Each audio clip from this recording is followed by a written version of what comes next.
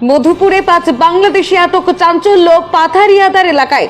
মধুপুর থানার পাথারিয়াদার সীমান্তবর্তী এলাকা থেকে বৃহস্পতিবার সকালে 5 জন বাংলাদেশি নাগরিককে আটক করল পুলিশ। ধৃতদের মধ্যে রয়েছেন 2 মহিলা ও 3 পুরুষ। প্রাথমিক জিজ্ঞাসাবাদে জানা যায় তারা দিল্লিতে কাজের উদ্দেশ্যে অবৈধভাবে ভারতে প্রবেশ করেন। বাংলাদেশি দালালদের সহায়তায় তার কাটা বেড়ার নিচে একটি কালভার্ট দিয়ে তারা এপারে ঢোকেন। অভিযোগ, দালালরা তাদের কাছ থেকে 15,000 টাকা ও একটি মোবাইল নিয়ে পালিয়ে যায়। এরপর সারা রাত ঘোরাঘুরির পর সকালে এলাকাবাসীর নজরে পড়লে পুলিশে খবর দেওয়া হয় এবং মধুপুর থানার পুলিশ দ্রুত ঘটনাস্থলে পৌঁছে তাদের আটক করে। ধৃতদের বাড়ি বাংলাদেশের কুড়িগ্রাম জেলার রংপুর ডিভিশনে। জানা গেছে তারা একই পরিবারের সদস্য। মনির খান, সাহেবা খাতুন, ছেলে শাহজালাল ও স্বাধীন খান এবং পুত্রবধূ দুলালী খাতুন।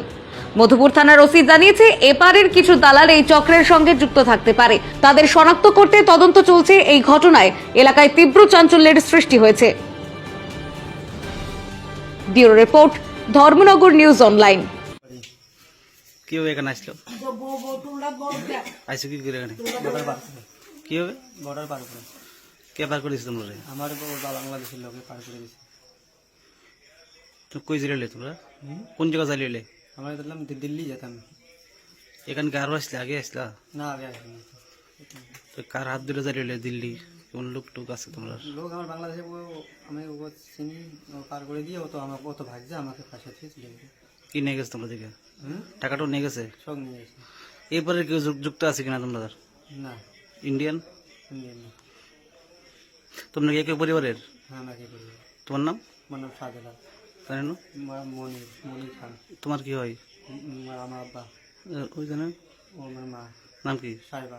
তারপরে দুলালী। হ্যাঁ, তোমার কি হয়? আমার বউ। আর বুঝলেন, আমার ভাই স্বাধীন। সবাই এক পরিবার না? এক পরিবার।